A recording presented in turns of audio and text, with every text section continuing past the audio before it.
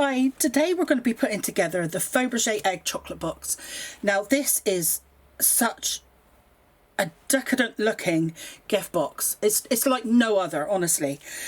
Now it's been kind of modelled on the Fabergé eggs because I just think they're just, well, they're just stunning. I've put this together with the idea of it being an Easter egg chocolate box, so you can fill it with an actual full-size Easter egg, or you can put, you know, your hollow eggs in there. You can put your any chocolates you want. You will find this has got a very large capacity, so what you want to do if you're going to put chocolates in there, you want to put some of that padding and, you know, the shredded paper, that kind of thing in the bottom, and fill it up a bit before you put your chocolates in there, because I tell you what, this will hold a lot. And actually it doesn't just have to be used at Easter. I just think, I mean, obviously Fabergé eggs themselves are nothing to do with Easter. You know, they're just beautiful, you know, pieces of art. So I think this is something that someone would be proud to have out all year round. I think if you give somebody a gift, not just an Easter gift, but any gift in this gift box, they are not going to want to throw this away. They are going to be keeping this, and it's going to be used, I should imagine, as like a jewellery box. And I think that's going to be kept, you know, on their sideboard, on their, you know, night table, for a very long time indeed. So let's get into how we put it together. Now you'll see on here that you need 2 different octagon dies. So this is part of our octagon collection. So that means you'll need our nested octagon dies if you don't have a 2 and a 4.5 inch octagon. So the 2 inch is that one there, and then the 4 inch is that one there. So if you've invested in our nested octagon dies, to go along with this Faux-berge egg project, there's also the cupcake box and the stacking octagon boxes. There's 2 boxes in there. There's a project here. So if you've got the nested octagon dies, there's already 4 projects there you can make with them. And then newly this year, because these were released 2 years ago, newly this year I've released this, which is the showcase pedestal. So any projects that you have and you want to display them, here is your pedestal, here is your display stand to pop them on. So there you have now 5 different projects you can make with your octagon dies. So what you'll notice is that is, you know, how things have been continuing, is that if you've invested in our nested dies, I do continue to release projects to coordinate with them. So having said that, I mean, it does mean I didn't have to include those basic shapes in this pack, so it keeps the individual pack prices down. So let's have a look at our pieces. Now we know that we need to cut our octagons, so if I talk you through those pieces first, actually. So for our base, if I flip this over, this is our base, this is our stand that it goes into. So you'll need the 4.5 inch and the 2 inch out of whatever you're going to make this out of. Now I like to do that to coordinate whatever the decoration is, so I like to cut mine out of metallic mirror card, but whatever you're cutting your base out of, you want to cut both of those. Now I've cut those twice and stuck them together so it's nice and sturdy. Okay, so for whatever colour you're cutting your egg itself, you want to cut the 2 inch die from that. And I've cut that twice and stuck it together to make it nice and sturdy. And then whatever your lining material is, you want to go ahead and you want to cut one of those as well. In fact, I did put 2 together. So you've got your 4.5, which is just the base, and then you want your 2 inch with the base cardstock, the egg cardstock, and the lining cardstock. So those are the colours I'm using today. Okay, now for these pieces, Now there's a couple of pieces you might not want to cut out, so I'll mention those first of all. So you've got this piece here. Now on the side of your egg, you'll notice there is a gap here for a large gem. Now I do carry those in a selection of colours. If you've got anything else that's that size, or you know, you can use that even if you've got some nice decorative buttons maybe. So the size of that is about 22 millimeters. But what I've also done is I've given you a die that will make a faux one. So you can actually cut that out of some mirror card and you can make yourself a faux gem. The other piece you may not want to cut out is this piece. Now this little piece here, that actually you want to use that in between your two layers. So where this layer crosses over, you might see a little bit of it peeking out there. If you find that you haven't got a very good joint there, and you want it to be a little bit more snug, then you'll cut that one and add that around that layer. But other than that, you may not want to use that. So if we take those two pieces away, let's say we're going to use gems. Oh, I can't even get it off. Okay, so let's say we're going to use gems, so we don't need our faux gem. Then these are all the pieces we have. Now we want to cut everything here 8 times. But obviously we need to know what colours to cut them in. So the parts for the egg itself are these two pieces here next to each other. So you need to decide on the colour for your egg, and that's what those two pieces are. The rest of it you want to cut in the same. So if that's metallic, if that's mirror card, then that's what you want to do. But when it comes to your liner, you want to cut these two again in your lining material. And I've got some gold paper here, and that's what I'm going to line my egg with. I'm making it extra special. I want to cover over my tabs, and yeah, I want it to be as beautiful on the inside as it is on the outside. So that's why we're putting a liner in it, because this is a really special gift box.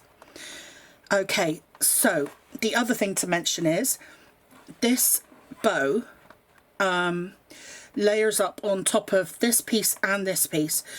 So if you want it on your side panels, then you'll need to cut this one 16 times rather than 8. So I know that's a lot of die cutting. I think it's worth it. So if you'd like it to layer up on, because a lot of these pieces actually layer on top of each other and really give that kind of embossed look. So if you'd like it on your side panel, which is your top panel actually, and your base, then you'll want to cut that one 16 times, but everything else is 8. Well, apart from these two, I guess, because you'll cut your liners as well from that one. I hope that makes sense. What I'll do is you'll see, I hope. So what we want to do is so I'm just going to add a little bit of glue. Now it's worth mentioning that this is actually PVA glue, so it does actually rub off because you know, like when you put glue on mirror card, it just kind of squidges everywhere. If it's PVA, you can kind of rub it away. If it's what's the other one, acrylic glue, that doesn't work so well. It kind of stays put wherever you get it.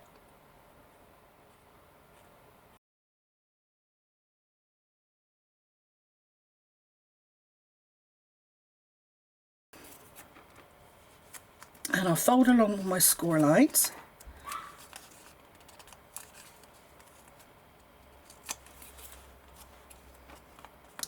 Okay, I'm going to set that aside to dry.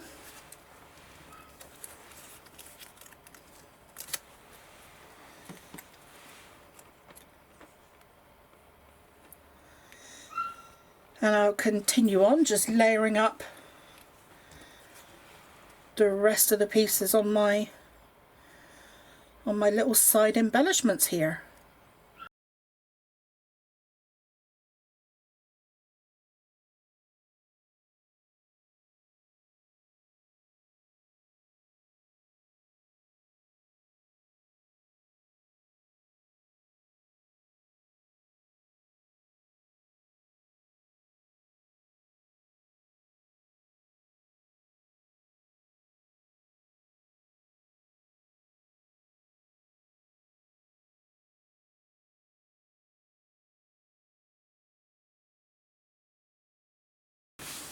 Okay, while those are drying, I will start folding along the lines on my little finial piece here, and you need to make sure that you fold it right up until that point,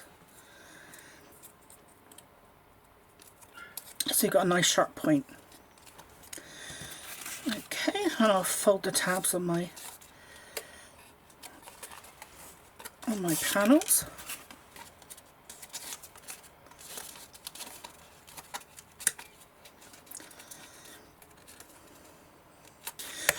So while my pieces are drying, one thing that I need to do with my side panels is, you'll see here, each side of the where the tabs actually end, you'll see each side you've got a little kind of dent. Do you see one there, and then one on the other side there, and there's one here and one here.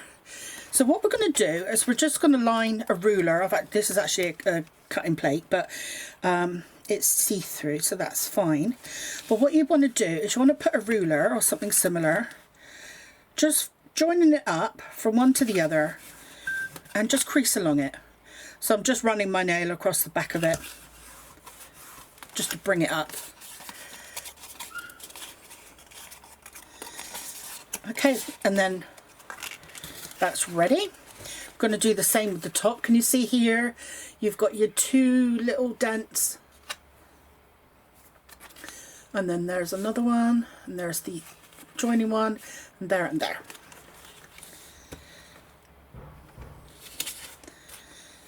So it's ever so quick.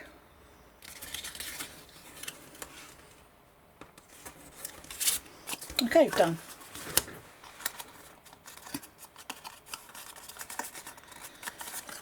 Okay, so another job I need to do is I need to cut the tabs off the liner pieces here, because we don't need those.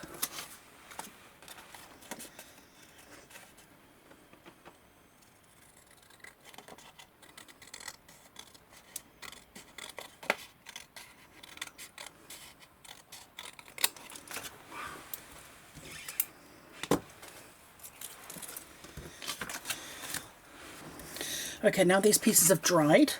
We'll glue them into place. Okay, now this base one, remember this top section is for applying that piece if you want more of a snug fit. So this one actually starts on the next one down. And you want to go in the middle.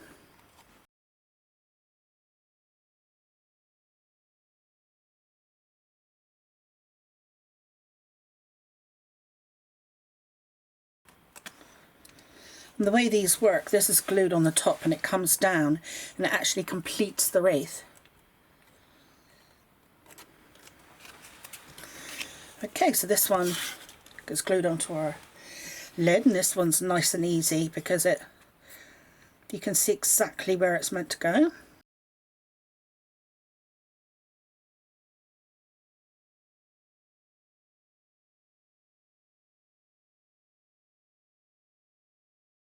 Okay, so that's the way you would prepare your pieces. And I've gone ahead and I've done the other 7 sections of each. So if we start with our base here, so I've glued these into place. So I'll just add my last one.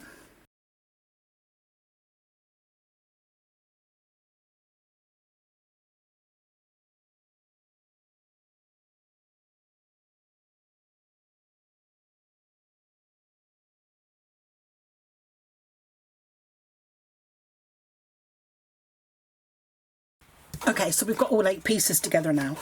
But before I want to go and close up the side pieces, what I need to do is bend down the top row and make them come inside like that.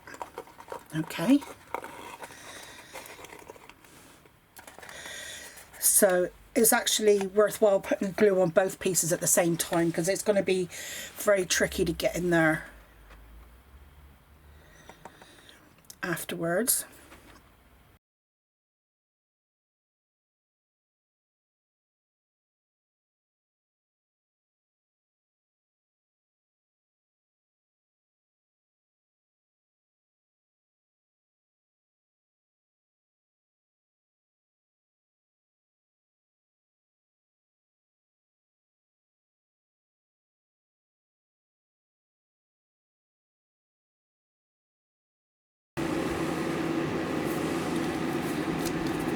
Okay, so the last bit is to put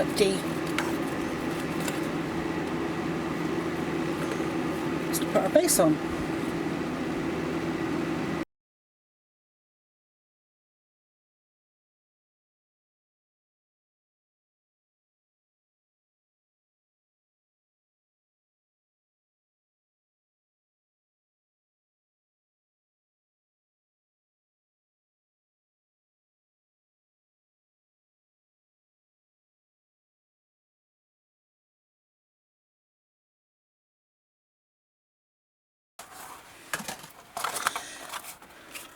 Okay, let's do our base. So we've got the last piece.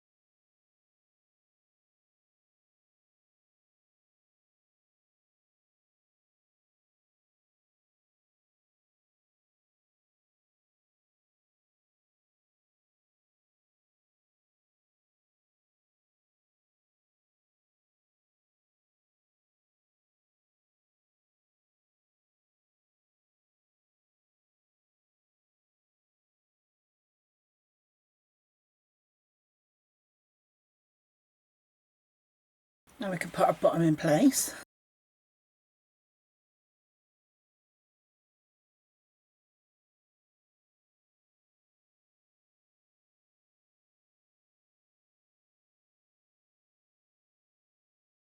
Okay, so I'm going to put my last liner pieces in.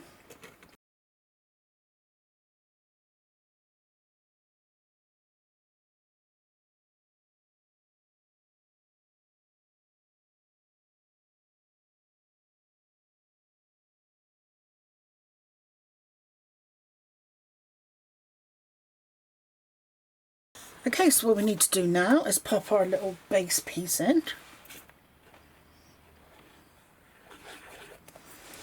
And that will sandwich in, well, it'll finish off our liner, but it'll also sandwich in the tabs and firm up our base.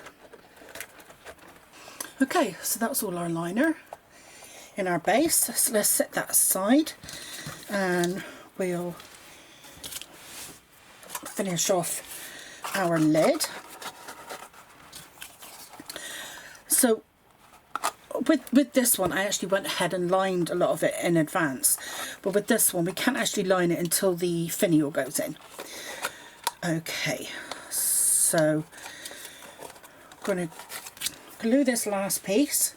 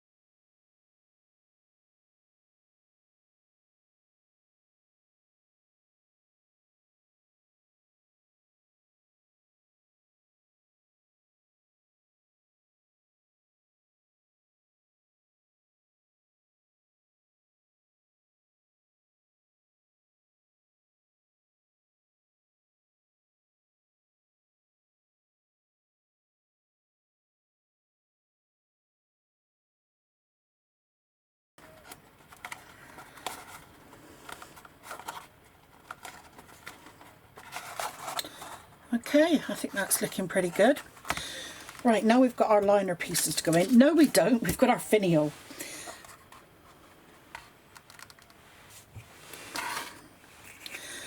Okay, so like the others, I've got 7 pieces put together.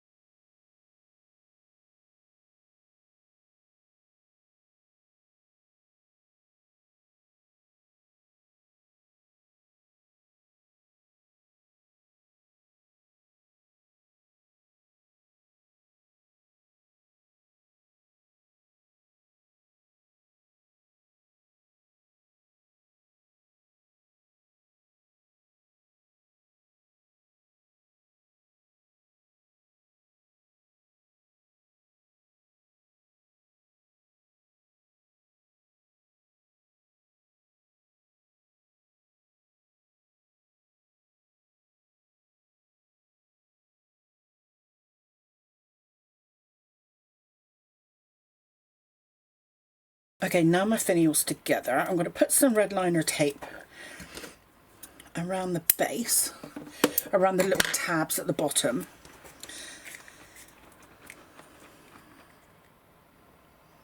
And I've got some 6mm liner tape, red liner tape here.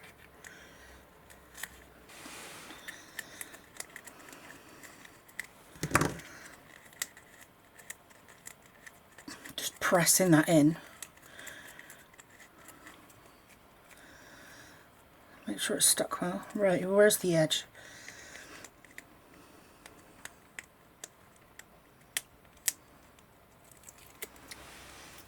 Right, I've taken it off, and now I'm going to snip in between each tab. It's kind of sticking to my scissors, but I am able to snip it.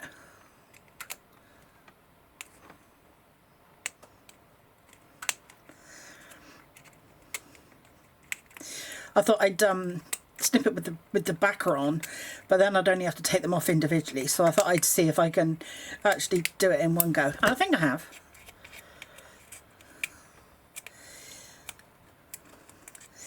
Yeah, they're all cut. Right. I'm just going to tuck them back in again. And then what we're going to do is we're going to pop this inside our little hole at the top of our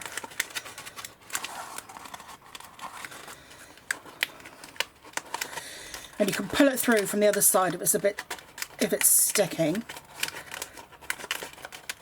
on the way in, because we've taken our liner off.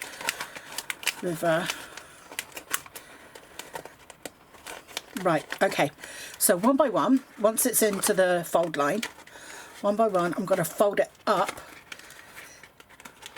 and push it both sides of my fingers, so we're splaying those little tabs outwards.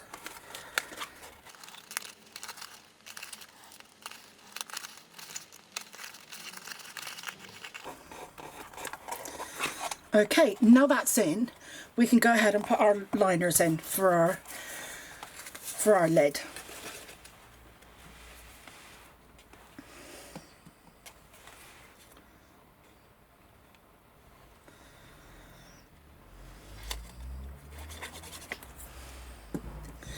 So one by one,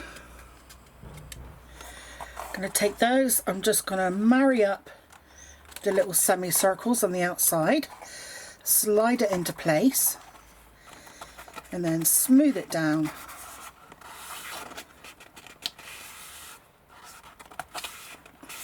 There, and we'll carry on, pop all of those in.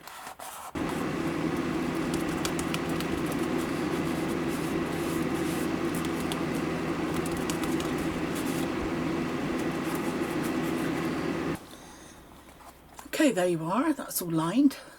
I like the way you can see right up into the finial. If you don't like that, of course, just cut one of the small octagons, sorry, and cover that over. Okay, so now we have our three main pieces. Let's see if they all go together. So our lid goes on our box.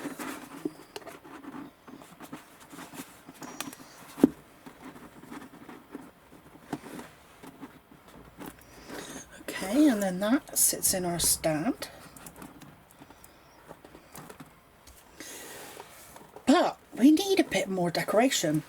So what I've got, I've got some of our gold gems, flat back pearls, and I've got some of my extra large gems, and this is in the colour Aurora Borealis AB. So I'm going to stick some of those on and then I'll be back. Okay, the egg is all decorated now. We've put the large gems on the sides, and then well, the extra large gems, should I say. But out of the gold pot, I've put the large pearls, flat back pearls, in the middle of the bows. And then I've put the small and medium in the middle of the flowers, which is just below the extra large gems there. So there we are, all decorated. Looking very opulent, very decadent, just like a real Fabergé egg, I can imagine. Not that I've ever seen one, but this is my interpretation of them, and obviously it's a lot larger. So when you open it up and you fill it with either an Easter egg or some chocolates or other gifts, yeah, it's got really quite a large capacity. And well, it's almost a gift in itself because it's such a stunning gift box that it's going to be a pleasure for anyone to receive that, to keep it and treasure it, I'm sure. And what an absolutely amazing storage box they're going to have to keep. So yeah, it's a real keepsake.